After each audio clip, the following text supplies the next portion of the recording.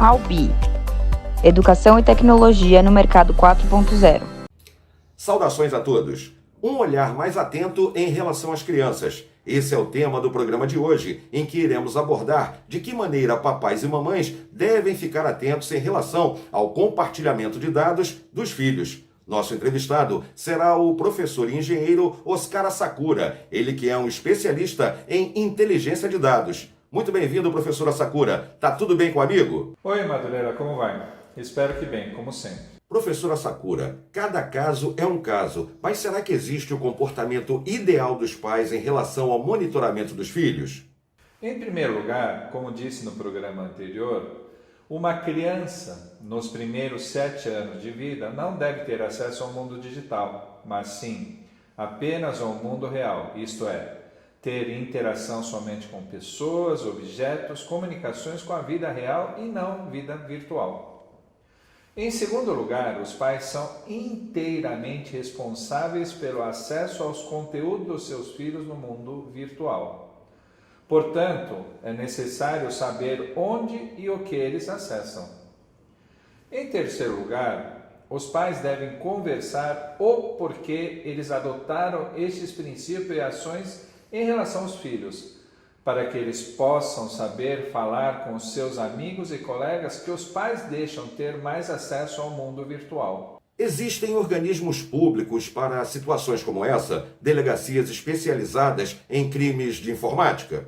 Sim, a legislação brasileira prevê punição a crimes virtuais. Eu não conheço detalhes sobre ela, mas acredito que ainda seja muito incipiente, pois este mundo virtual é algo relativamente recente nas nossas vidas. É importante lembrar que todas as ações dentro do mundo virtual, especificamente na internet, são registradas de alguma forma. Portanto, é possível ser rastreadas. Logo, é necessário ter consciência de todos na responsabilidade dos acessos das crianças a este mundo. Porém, sou da opinião de que os pais são os grandes e primeiros responsáveis por isso. Perfeito, professor. Mas, como diz o velho ditado, o melhor é prevenir que remediar, não é mesmo? Sem dúvida nenhuma, Madureira. Volto a insistir que nos primeiros 7 anos de vida de uma criança, o mundo deve ser o mais real possível e, depois disso, a abertura e inserção ao mundo virtual deve ser controlada e aos passos conhecidos. Assim, uma criança cresce de forma saudável em relação a este mundo novo que se expande rapidamente. Não vamos esquecer que o mundo virtual só existe porque o mundo real existe e os acontecimentos só ocorrem no mundo real. As redes sociais exercem um fascínio sobre o ser humano. No caso das crianças, a situação é ainda mais intensa? Claro. É a possibilidade de uma criança conhecer o mundo dos adultos de forma livre e descontroladamente é muito maior. Na nossa época, um menino tinha o fascínio de ver a sua irmã adulta ou mais velha sem roupa, pois era curioso a diferença em relação à diferença. É o mesmo raciocínio, claro que numa visão muito simplista. Qual a mensagem que o senhor deixa para papais e mamães preocupados com os dados pessoais e, por consequência, com a integridade dos filhos?